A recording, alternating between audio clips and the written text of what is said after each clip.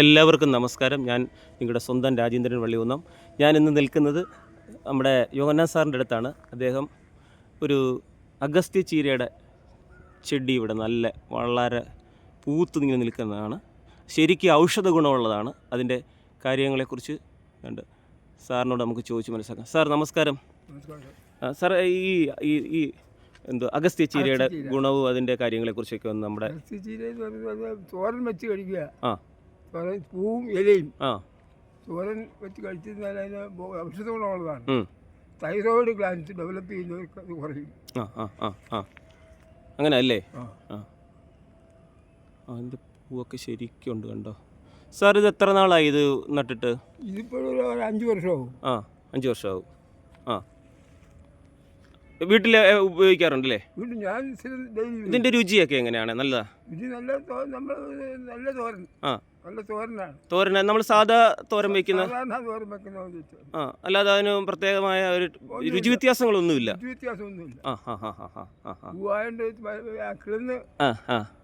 അതെ.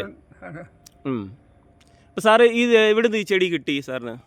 ഇത് കൃഷി ഡിപ്പാർട്ട്മെന്റിൽ ഒരു ദിവസം ഈ ഫലവൃക്ഷങ്ങളുടെയൊക്കെ തൈ കൊടുക്കുന്ന പറഞ്ഞ് ഒരു പരസ്യം വന്നു. പഞ്ചായത്തിന്റെ കൃഷി ഓഫീസിൽ കൊത്തങ്കര കൃഷിഭവനിൽ ചെന്നപ്പോൾ അവിടെ നിന്ന് കിട്ടിയതാണ്. അത് ശരി. അപ്പോൾ സാറ് കൃഷി കാര്യങ്ങളല്ലാതെ പൂച്ചെടികളൊക്കെ പൂന്തോട്ടമൊക്കെ ഞാൻ കണ്ടു.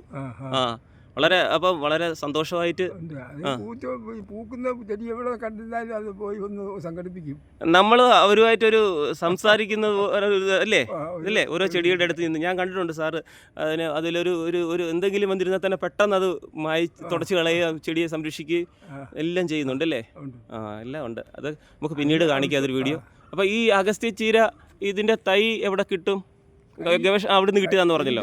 കൃഷി ഡിപ്പാർട്ട്മെന്റിലേ ഉള്ളല്ലേ?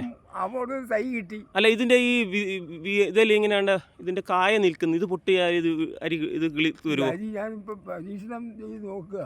അരിയിട്ട് നോക്കി, ഇതിന്റെ കമ്പ് വെട്ടി വെച്ച് നോക്കി, രണ്ടുമൊന്നും ഫലപ്രദമായിട്ട് കിളിച്ച് കിട്ടിയിട്ടില്ല.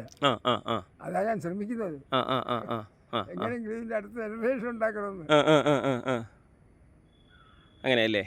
അപ്പം കണ്ടല്ലോ, അഗസ്ത്യ ചീരയുടെ ഏറ്റവും കൂടുതൽ ഔഷധ ഗുണമുള്ള സാധനമാണെന്ന് സാറ് പറഞ്ഞത്. തൈറോയിഡിൻ്റെ സംബന്ധമായ രോഗങ്ങളുള്ളവർക്ക് നല്ലതാണെന്നാണ് സാറ് പറഞ്ഞത്. അപ്പോൾ എല്ലാവരും എൻ്റെ ചാനൽ സബ്സ്ക്രൈബ് ചെയ്യണേ, ലൈക്ക് ചെയ്യണേ, ഷെയർ ചെയ്യണേ, കമൻറ്റ് ചെയ്യണേ. Bye bye. നിങ്ങളുടെ സ്വന്തം രാജേന്ദ്രൻ.